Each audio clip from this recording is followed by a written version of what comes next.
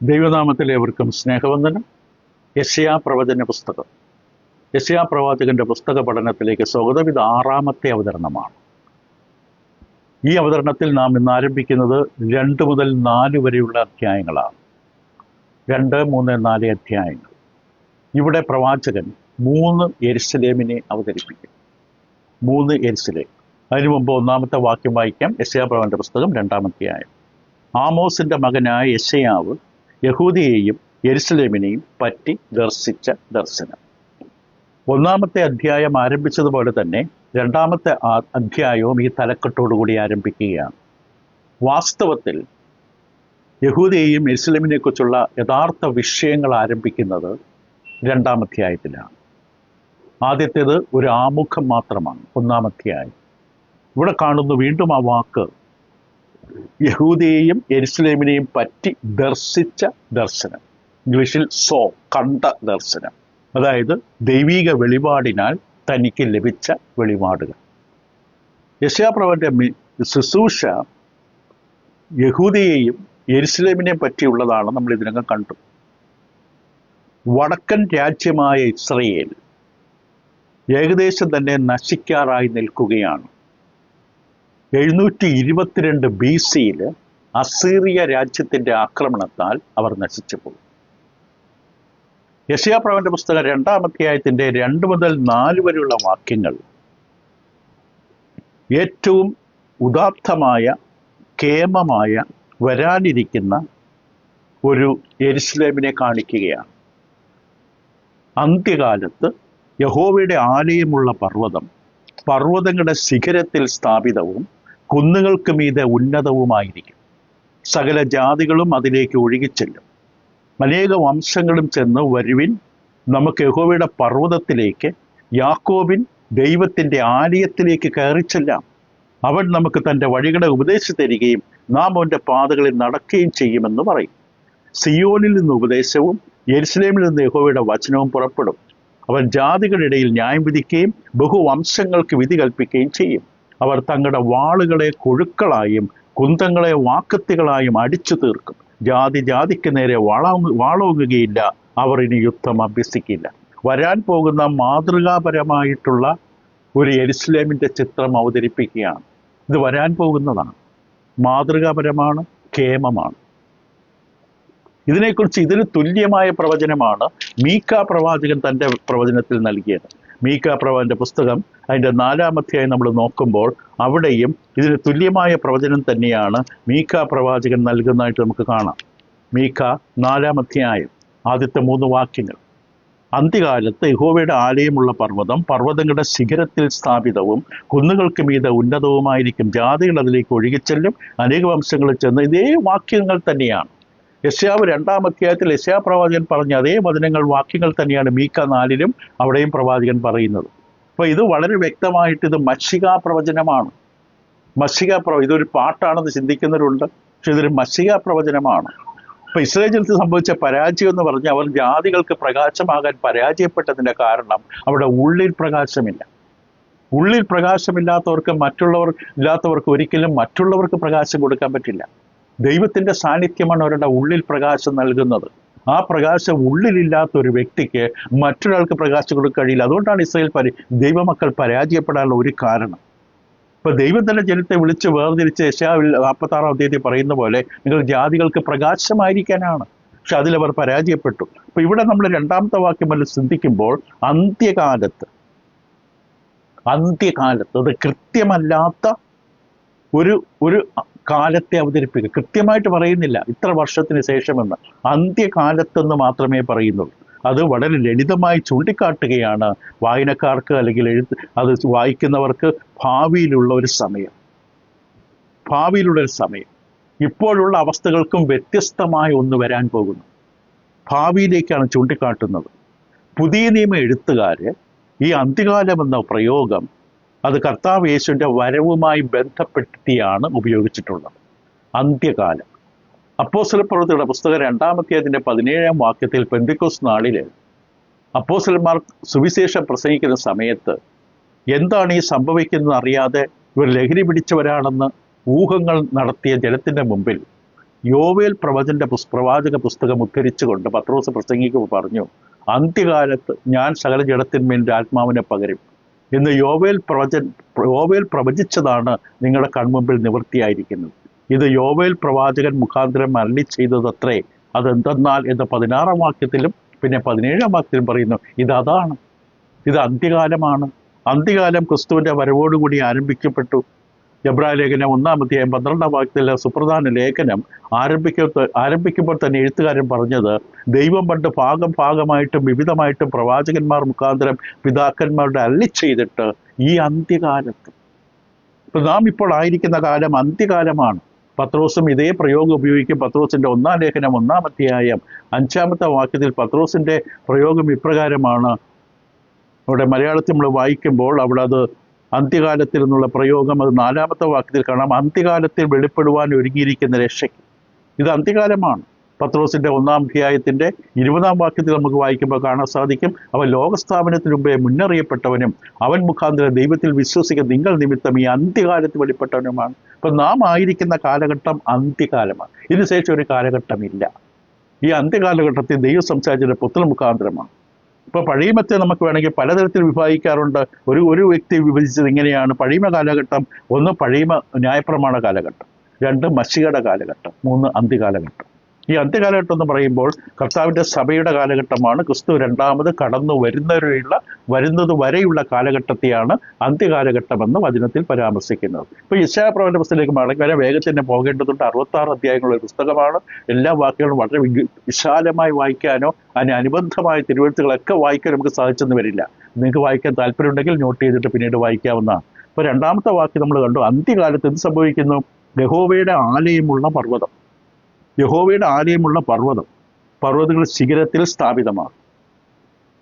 ഇപ്പൊ യെശയ്യാവിന്റെ സമകാലീനരായിരിക്കുന്ന മറ്റു പ്രവാചകന്മാർ യഹോവയുടെ ആലയം എന്ന് പറയുന്നത് സിയോൻ പർവ്വതം എന്ന് അവരതിനെ തിരിച്ചറിഞ്ഞിട്ടുണ്ട്, അല്ലെങ്കിൽ പരാമർശിച്ചിട്ടുണ്ട്. സിയോൻ പർവ്വതത്തെക്കുറിച്ചാണ് ഇവിടെ പറയുന്നത്. കാരണം യെശയ്യാവ് തന്നെ അതിന്റെ 18-ാം അധ്യായത്തിന്റെ 7-ാം വാക്യത്തിലും 32-ലും പറയുമ്പോൾ, യെശയ്യാവ് 18-ാം അധ്യായം അതിന്റെ 7-ാം വാക്യത്തിൽ ഇങ്ങനെ നമുക്ക് വായിച്ചു കേൾക്കാം. യെശയ്യാവ് 18-7: ആ കാലത്ത് ദീർഘകായന്മാരും മൃദുചർമ്മികളുമായ ജാതി, ആരംഭം മുതൽ ഇന്ന് വരെ ഭയങ്കരമായിരിക്കും ജാതി, അളക്കുന്നതും ചവിട്ടിക്കളയുന്നതും നദികൾ ദേശത്തെ വിഭാഗിക്കുന്നതുമായ ജാതി തന്നെ സൈന്യങ്ങളുടെ യഹോവയുടെ നാമമുള്ള സ്ഥലമായ സിയോൻ പർവ്വതത്തിലേക്ക് സൈന്യങ്ങളുടെ യഹോവയ്ക്ക് തിരുമുൽ കാഴ്ച കൊണ്ടുവരും. അപ്പൊ സൈന്യങ്ങളുടെ യഹോവയുടെ നാമമുള്ള സ്ഥലമായ സിയോൻ പർവ്വതം, അത് 37-ാം അധ്യായത്തിന്റെ 32-ാം വാക്യത്തിലും യെശയ്യാവ് ഇങ്ങനെ പരാമർശിക്കുന്നുണ്ട്. യെശയ്യാവ് 37-ന്റെ 32-ൽ യെശയ്യാവ് പറയുമ്പോൾ അവിടെ യെശയ്യാവ് പറഞ്ഞത് ഇപ്രകാരമാണ്: ഒരു ശേഷിപ്പ് യെരൂശലേമിൽ നിന്നും ഒരു രക്ഷിതഗണം സിയോൻ പർവ്വതത്തിൽ നിന്നും പുറപ്പെട്ടു ഒരു സൈന്യങ്ങളുടെ യഹോവയുടെ തീഷ്ണത അതിനെ അനുഷ്ഠിക്കും. അപ്പൊ സിയോൻ പർവ്വതത്തെ പരാമർശിച്ചാണ് യഹോവയുടെ ആലയമുള്ള പർവ്വതം, യഹോവയുടെ ആലയമുള്ള പർവ്വതം എന്ന് പറഞ്ഞത്. ദാവീദ് ഇവിടേക്കാണ് ആ നിയമപെട്ടകം കൊണ്ടുവന്നത്. യെരൂശലേമിലേക്ക് കൊണ്ടുവന്ന നിയമപെട്ടകം ദാവീദിന്റെ നഗരമായ യെരൂശലേമിലേക്ക് കൊണ്ടുവന്നു. ശലോമോൻ ഈ സിയോൻ മലയിലാണ് ശലോമോൻ ദേവാലയം പണിതത്. അത് 2 ശമൂവേൽ 6-ാം അധ്യായത്തിന്റെ 12 മുതൽ 19 വാക്യങ്ങൾ വായിക്കുമ്പോൾ അത് നമുക്ക് കാണാൻ സാധിക്കും. 2 ശമൂവേൽ 6-ാം അധ്യായത്തിന്റെ 12 മുതൽ 19 വാക്യത്തിൽ നമുക്കത് വായിച്ചു കേൾക്കാം. പെട്ടെന്നൊന്നും അതിലേക്കൊന്ന് പോകാൻ 2 ശമൂവേൽ 6-ാം അധ്യായം 2 ശമൂവേൽ 6-ാം അധ്യായത്തിന്റെ 12 മുതൽ 19 വാക്യങ്ങളിൽ നമുക്കത് ഇപ്രകാരം വായിക്കാൻ കഴിയും. ദൈവത്തിന്റെ പെട്ടകം നിമിത്തം യഹോവ ഒബേദ് ഏദോമിന്റെ കുടുംബത്തെ അവനുള്ള സകലത്തെ അനുഗ്രഹിച്ചും ദാവീദ് രാജാവിനെ അറികിട്ടിയപ്പോൾ ദാവീദ് പുറപ്പെട്ട ദൈവത്തിന്റെ പെട്ടകം ഒബേദ് ഏദോമിന്റെ വീട്ടിൽ ദാവീദിന്റെ നഗരത്തിലേക്ക് സന്തോഷത്തോടെ കൊണ്ടുവന്നു. ദാവീദിന്റെ നഗരം എന്ന് പറയുന്നത് യെരൂശലേം നഗരത്തെക്കുറിച്ചാണ്. അതുപോലെ നമുക്ക് അതിനെക്കുറിച്ചുള്ള സംഭവങ്ങളൊക്കെ അവിടെ വിരിക്കുന്നുണ്ട്. പിന്നെ 1 രാജാക്കന്മാർ 8-ാം അധ്യായത്തിന് 1 മുതൽ 10 വരെയാണ് അവിടെ ശലോമോൻ ആലയം പണിതിനെ കുറിച്ചുള്ള വിവരങ്ങൾ നൽകുന്നത്. ഓക്കെ, അപ്പം ദാവീദ് നിയമപെട്ടകം കൊണ്ടുവന്നതും ശലോമോൻ ദേവാലയം പണിതതുമായ സ്ഥലം. ഇവിടെയാണ് ദൈവം തന്റെ ജനത്തെ ആരാധനയ്ക്ക് കണ്ടുമുട്ടിയ സ്ഥലം. ആരാധനയിൽ ദൈവം തന്റെ ജനത്തെ കണ്ടുമുട്ടിയ സ്ഥലം സിയോൻ പർവ്വതം. സിയോൻ എന്ന പർവ്വതം ആത്മീക അർത്ഥത്തിൽ ഉപയോഗിച്ചിട്ടുണ്ട് പുതിയ നിയമത്തിൽ. പലപ്പോഴും ദൈവമക്കളായി നമ്മൾ കർത്തൃദിവസം കൂടി വരുത്തുമ്പോൾ ഒരു കെട്ടിടത്തിൽ കൂടി വരുന്ന രീതിയിലാണ് കാണാറുള്ളത്. പക്ഷെ വാസ്തവത്തെ ദൈവത്തിന്റെ വചനം പുതിയ നിയമത്തിൽ എബ്രായ ലേഖനം 12-ാം അധ്യായത്തിന്റെ 22 മുതൽ 24 വരെ വായിച്ചു കേൾക്കുമ്പോൾ വാസ്തവത്തിൽ ഒരു ദൈവ പൈതൽ കർത്തൃദിവസം കൂടി വരുന്ന സ്ഥലം എവിടെയാണ്? നമ്മൾ പലപ്പോഴും നമ്മൾ ചുറ്റുമിരിക്കുന്ന സ്ഥലം, ആ ഹോളിനെ കുറിച്ച് മാത്രമേ കാണാറുള്ളൂ. പക്ഷെ ആത്മീകമായി നമ്മൾ കടന്നു വരുന്നത് എവിടെയാണ്?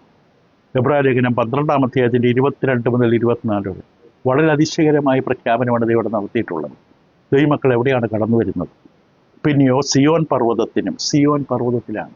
ആത്മീക സിയോൻ പർവ്വതമാണ്, സഭയെക്കുറിച്ചാണ്.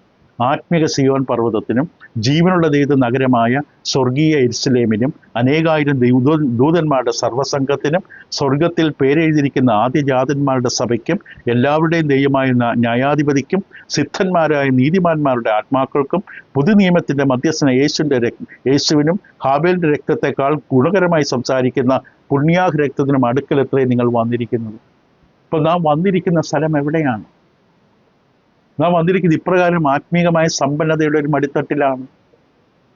ഇത് ഇവിടെ പറയുന്ന പോലെ ഇത് ആത്മീകമായി സിയോൻ പർവ്വതത്തിൻ്റെ അടുക്കലാണ് ദൈവം സംസാരിച്ച സ്ഥലം.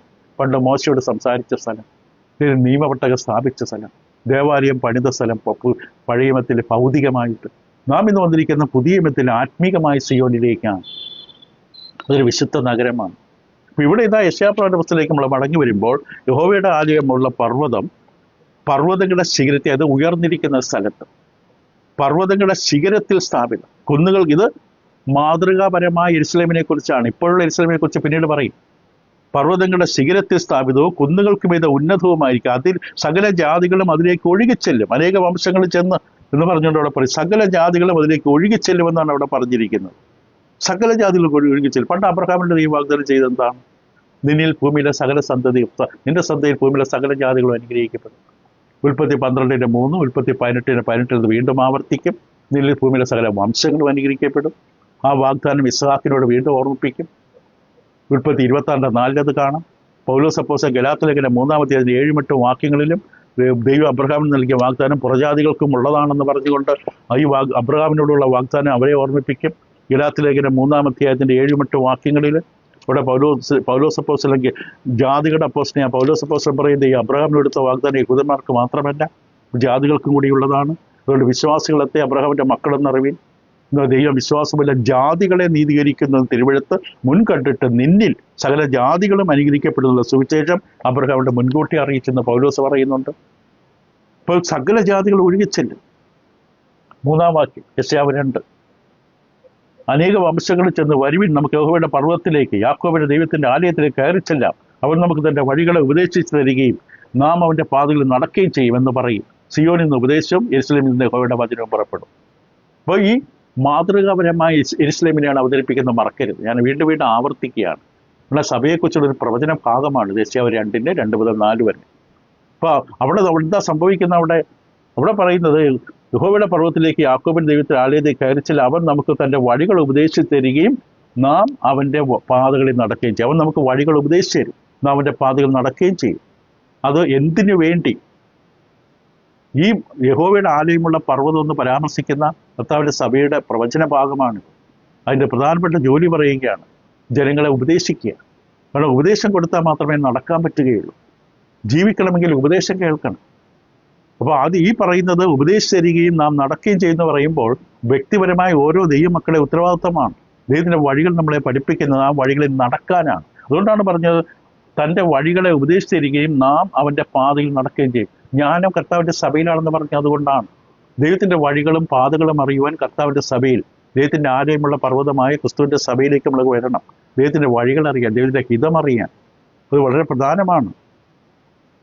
അപ്പോൾ സത്യം പഠിക്കുക എന്ന് പറയുന്നത് വളരെ ആവശ്യമാണ്. കാരണം സത്യം പഠിക്കുന്നതിൻ്റെ കാരണം സത്യമനുസരിച്ച് നടക്കാനാണ്, ജീവിക്കാനാണ്. അപ്പോൾ ക്ഷമയെക്കുറിച്ച് നമ്മൾ ദൈവം പഠിപ്പിക്കുമ്പോൾ ക്ഷമിക്കാൻ വേണ്ടിയാണ്. തുടർന്ന് യെശയ്യാവ് പറഞ്ഞതാണ്, അതിൻ്റെ 3-ാം വാക്യത്തിൽ യെശയ്യാവ് പറഞ്ഞത്, നമ്മുടെ പാതയിൽ നടക്കുകയും ചെയ്യുന്നവർ സിയോനിൽ നിന്ന് ഉപദേശവും യെരുശലേമിൽ നിന്ന് യഹോവയുടെ വചനവും പുറപ്പെടും. സിയോനിൽ നിന്ന് ഉപദേശവും യെരുശലേമിൽ നിന്ന് യഹോവയുടെ വചനവും പുറപ്പെടും എന്നാണ് പറഞ്ഞത്. ഇവിടെ സിയോനിൽ നിന്ന് യഹോവയുടെ ഉപദേശവും യഹോവയുടെ വചനവും പുറപ്പെടും. ഇവിടെ പറയുന്ന നിയമം എന്ന് പറയുന്നത് മോശയുടെ ന്യായപ്രമാണത്തെക്കുറിച്ചല്ല, ആത്മാവിൻ്റെ ജീവനെക്കുറിച്ചാണ്. ആത്മാവിൻ്റെ പ്രമാണത്തെക്കുറിച്ച്, ക്രിസ്തുവേശുവിലുള്ള ആത്മീക പ്രമാണം, പുതിയ നിയമം, സ്വാതന്ത്ര്യത്തിൻ്റെ തികവുള്ള ന്യായപ്രമാണം. അതാണ് യെരുശലേമിൽ നിന്ന് പുറപ്പെടുന്ന ഈ ആത്മീക ഇസ്രായേൽ. അതായത് മാതൃകാപരമായ യെരുശലേമാകുന്ന സഭയിൽ നിന്ന് പുറപ്പെടുന്നത് ജീവന്റെ ആത്മാവിന്റെ പ്രമാണമാണ്, സ്വാതന്ത്ര്യത്തിന്റെ തികഞ്ഞ പ്രമാണമാണ്. ലൂക്കോസ് 24:27 പൗലോസ് കർത്താവ് യേശുക്രിസ്തു ശിഷ്യന്മാരുടെ കൂടെ നടക്കുന്ന സമയത്ത് എമ്മാവോസിലേക്കുള്ള യാത്രയിൽ വെച്ച് 2 ശിഷ്യന്മാരുടെ കർത്താവ് വ്യക്തമായിട്ട് തന്നെ ഇത് പറയും. ലൂക്കോസ് 24:47 ക്രിസ്തുവോട് പറഞ്ഞപ്പോൾ ഇങ്ങനെയാണ് പറഞ്ഞത്: അവന്റെ നാമത്തിൽ മാനസാന്തരവും പാപമോചനവും യെരുശലേമിൽ തുടങ്ങി സകല ജാതികളിലും പ്രസംഗിക്കുകയും വേണമെന്നിങ്ങനെ എഴുതിയിരിക്കുന്നു. യെരുശലേമിൽ തുടങ്ങി. അതിനെയാണ് ഇവിടെയും പറയുന്ന യെശയ്യാവ്.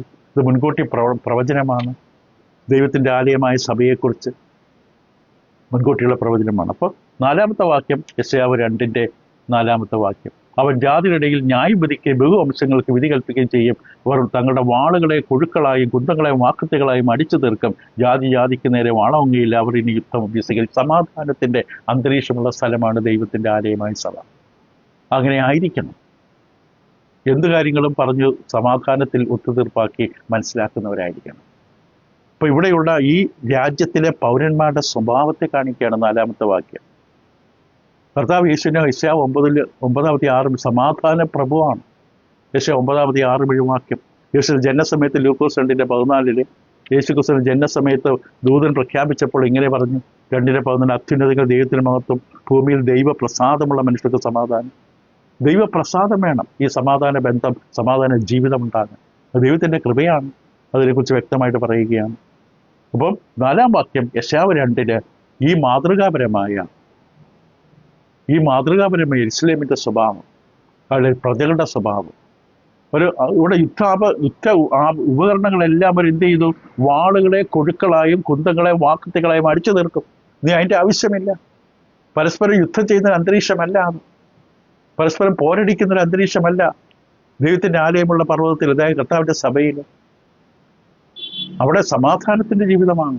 സമാധാന കർത്താവ്, സമാധാന പ്രഭുവായ ക്രിസ്തുവിനെ കുറിച്ചാണ് യെശയ്യാവ് പ്രവചിക്കുന്നത്. ആ ക്രിസ്തുവിനെ ആകെ സംഭവിക്കുന്ന കാര്യം ഇതാണ്. പത്രോസിൻ്റെ 1-ാം ലേഖനം 3-ാം അധ്യായം 11-ാം വാക്യത്തിൽ പത്രോസിൻ്റെ വാക്കുകൾ ഇപ്രകാരമായിരുന്നു. പത്രോസിൻ്റെ 1-ാം ലേഖനം 3-ാം അധ്യായം 11-ാം വാക്യം: അവർ ദോഷം വിട്ടകന്ന് ഗുണം ചെയ്യുകയും സമാധാനം അന്വേഷിച്ച് പിന്തുടരുകയും ചെയ്യട്ടെ.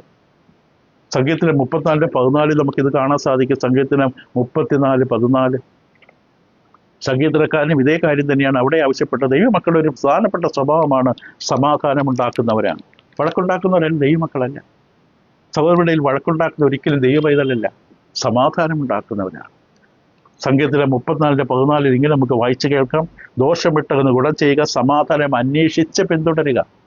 അപ്പം നമ്മൾ ആദ്യത്തെ 4 വാക്യങ്ങൾ യെശയ്യാവിന്റെ പുസ്തകം 2-ാം അധ്യായം 2 മുതൽ 4, 2, 3, 4 ശരിക്കും 3 വാക്യങ്ങൾ. അത് മാതൃകാപരമായ ഏറ്റവും കേമമായ ഒരു യെരുശലേമിനെ കുറിച്ച് കാണിച്ചു. അന്ത്യകാലത്ത് വെളിപ്പെടുന്ന യെരുശലേം, അന്ത്യകാലത്ത് വെളിപ്പെടുന്നതായ ഒരു ഉന്നതമായൊരു സ്ഥാപനം, അതിൻ്റെ പ്രവചനമാണ് കണ്ടത്. ഇനി നമുക്ക് ശരിക്കുള്ള യെരുശലേം എന്താണ്, ശരിക്കിപ്പോൾ യെരുശലേമിൽ എങ്ങനെയാണ് എന്നുള്ളതാണ് 5 മുതലുള്ള വാക്യങ്ങൾ. യെശയ്യാവിന്റെ പുസ്തകത്തിൻ്റെ 2-ാം അധ്യായത്തിൻ്റെ 5 മുതലുള്ള വാക്യങ്ങളിൽ യഥാർത്ഥത്തിൽ ശരിക്കുള്ള യെരുശലേമിൻ്റെ അവസ്ഥ എന്താണ്? 5-ാം വാക്യം ഇങ്ങനെ തുടങ്ങുന്നു: യാക്കോബ് ഗൃഹമേ വരുവിൻ, നമുക്ക് യഹോവയുടെ വെളിച്ചത്തിൽ നടക്കാം. അപ്പോൾ കുറ്റാരോപണം 1-ാമത്തെ നമുക്ക് പരിചയമുള്ള പ്രയോഗമാണ്. ദൈവം തന്നെ ജനത്തെ യെരുശലേമിനെ യഹൂദയെയും കുറിച്ച് കുറ്റാരോപണങ്ങൾ നടത്തും. നമുക്ക് പോയി വാദിക്കാമെന്നൊക്കെ പറഞ്ഞു കേട്ടു. അത് തന്നെ ഇവിടെ ആരംഭിക്കുകയാണ്, ആവർത്തിക്കുകയാണ്. യെരുശലേമിനെതിരെയുള്ള കുറ്റാരോപണമാണ്.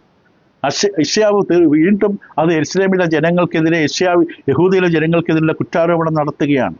മറുവശത്ത് ഒരു വശത്ത് നമ്മൾ കണ്ടു മാതൃകാപരമായ യെരുശലേം. ആയുധങ്ങളില്ല, യുദ്ധങ്ങളില്ല, സമാധാന അന്തരീക്ഷം നിറഞ്ഞു നിൽക്കുന്ന, മാത്രമല്ല ദൈവത്തിൻ്റെ ഉപദേശങ്ങൾ കേൾക്കുകയും അനുസരിച്ച് നടക്കുകയും ചെയ്യുന്ന ഒരു സമൂഹം. സിയോനിൽ നിന്ന് ഉപദേശിച്ച യെരുശലേമിൽ നിന്ന് യഹോവയുടെ വചനവും പുറപ്പെടുമെന്ന് പറഞ്ഞ ഒരു അന്തരീക്ഷം. ദൈവത്തിൻ്റെ വചനം ഉറക്കെ പ്രഖ്യാപിക്കപ്പെടുന്ന ഒരു സമൂഹം.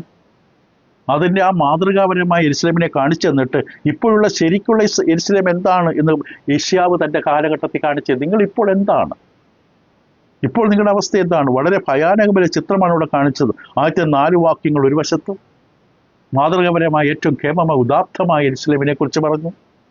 നമ്മൾ വന്നത് ഇന്ന് ആത്മീയ യെരുശലേമിലേക്കാണ്, സഭയാണ്. എബ്രായ ലേഖനം 12 നമ്മൾ കണ്ടു. അപ്പോൾ അതൊരു വശത്ത് കാണിച്ചിട്ട് ഇപ്പോൾ യഥാർത്ഥത്തിൽ യെരുശലേം എന്താണെന്ന് കാണിച്ചിരിക്കുകയാണ്. കാരണം ജനങ്ങളുടെ പാപം അത്രയ്ക്കും പ്രകടമാണ്, പ്രത്യക്ഷമാണ്. ദൈവം അവർക്കെതിരെ ന്യായവിധി നടത്താൻ പോവുകയാണ്. അതാണ് ഇവിടെ പറയുന്നത്. 5-ാം വാക്യം ഒരു പാലം പോലെയാണ്. തുടർന്ന് പറയാൻ പോകുന്ന കുറ്റാരോപണത്തെ ബന്ധിപ്പിക്കുന്ന ഒരു വാക്യമാണെന്ന് 5-ാം വാക്യം. യാക്കോബ് ഗൃഹമേ വരുവിൻ, നമുക്ക് യഹോവയുടെ വെളിച്ചത്തിൽ നടക്കാം എന്ന് പറഞ്ഞുകൊണ്ട് ഒരു തലക്കെട്ട് പോലെ അവതരിപ്പിക്കുകയാണ്. അന്ന് അവിടെ വ്യക്തമായിട്ട് കാണിച്ചു തരും. യഹോവയുടെ വെളിച്ചത്തിൽ നമുക്ക് നടക്കാം. കാരണം ഉള്ളിൽ വെളിച്ചമില്ലാതെ നടക്കാൻ പറ്റില്ല. പുറത്ത് കയ്യിലല്ല വെളിച്ചം വേണ്ടത്, ഉള്ളിലാണ് വെളിച്ചം വേണ്ടത്. ഹൃദയ ദൃഷ്ടിയാണ് പ്രകാശിപ്പിക്കപ്പെടേണ്ടത്. ഇത് വ്യക്തമാണ്. 6 മുതൽ 8 വരെ ഈ ഇപ്പോഴത്തെ യെരൂശലേമിന്റെ സ്വാധീനങ്ങൾ, അതിൻ്റെ ചുറ്റുമുള്ള പലരും അവരെ സ്വാധീനിക്കുന്നതായിട്ട് കാണാം. 6 മുതൽ 8 വരെ വായിക്കാം. എന്നാൽ നീ യാക്കോബ് ഗൃഹമായി നിന്റെ ജനത്തെ തള്ളിക്കളഞ്ഞിരിക്കുന്നു. അവർ പൂർവ്വദേശക്കാരുടെ മര്യാദ സ്വാധീനമാണ്. പൂർവ്വദേശക്കാരുടെ മര്യാദകളിൽ നിറഞ്ഞും ഫെലിസ്തരെ പോലെ പ്രശ്നക്കാരായും അന്യജാതിക്കാരോട് കൈയടിച്ചവരായും ഇരിക്കുന്നു.